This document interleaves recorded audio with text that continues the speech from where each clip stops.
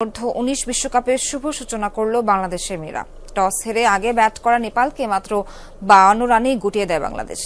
জবাবে 13 ওভার 2 বলে 5 উইকেট হাতে রেখেই জয়ের বন্দরে পৌঁছে যায় লাল সবুজের দল।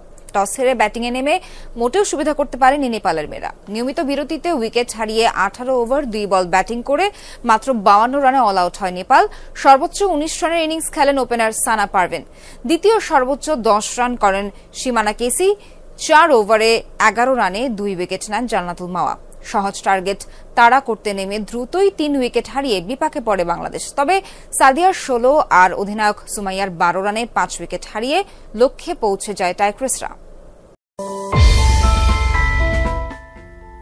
লিটন, আপনি আমাদের ভালোবাসার প্রতীক, আপনি আমাদের গৌরব। লাইন দুটো সোশ্যাল মিডিয়াতে ঢাকা ক্যাপিটালসের একটি পোস্টে জ্বলজ্বল করছে। এই দুই লাইনেই এবারের বিপিএলে শাকিব খানের দলে লিটন কতটা সম্মান আর ভালোবাসার পাত্র সেটাই যেন জানিয়ে দিয়েছে ফ্র্যাঞ্চাইজিটি। চট্টগ্রামে ফরচুন বরিশালের বিপক্ষে ম্যাচে একদল দর্শক লিটনকে দিয়েছিল দুয়ো। লিটনের হতাশ চোখে নির্বাক হয়ে সে দৃশ্য দেখার ভিডিও সোশ্যাল মিডিয়ায় ভাইরাল হতেই যেন ঘটল বিস্ফোরণ। ক্রিকেট প্রেমীরা সময় নেননি এমন ন্যাক্কারজনক ঘটনার নিন্দা জানিয়ে লিটনকে তাদের সমর্থন জানাতে। চুপ থাকেনি ঢাকা ক্যাপিটালসও। এলকেডিকে সমর্থন দিতে তারাও এবার বেছে নিয়েছে সোশ্যাল মিডিয়াকেই। নিজেদের ফেসবুক পেজের পোস্টে তারা লিখেছে, আপনি হয়তো একটি ঝাপসা ভিডিওতে কাউকে দুয়োধ্বনি শুনতে দেখছেন।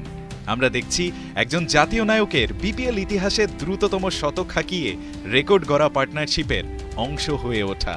আপনি সমালোচনা দেখেন, আমরা দেখি একজন তারকা ব্যাটারের দেশের হয়ে সবচেয়ে বড় ওয়ানডে ইনিংস খেলা এবং দেশের হয়ে টেস্ট র্যাঙ্কিংয়ে ব্যাটার হিসেবে সর্বোচ্চ স্থানে আসা। আপনি বাধা বিপত্তি দেখেন, আমরা দেখি ঐতিহাসিক কিছু মুহূর্তের সৃষ্টি।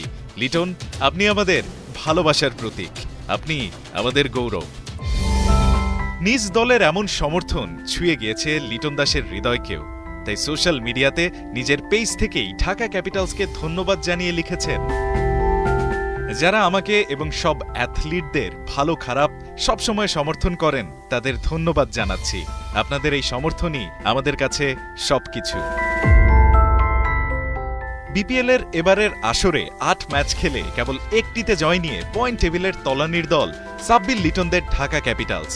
তবে নিজেদের খেলোয়াড়কে সমর্থন দেওয়ার ক্ষেত্রে দলটি যে একেবারে চ্যাম্পিয়ন, এলকেডির পাশে দাঁড়িয়ে যেন তারই প্রমাণ দিল ফ্র্যাঞ্চাইজিটি।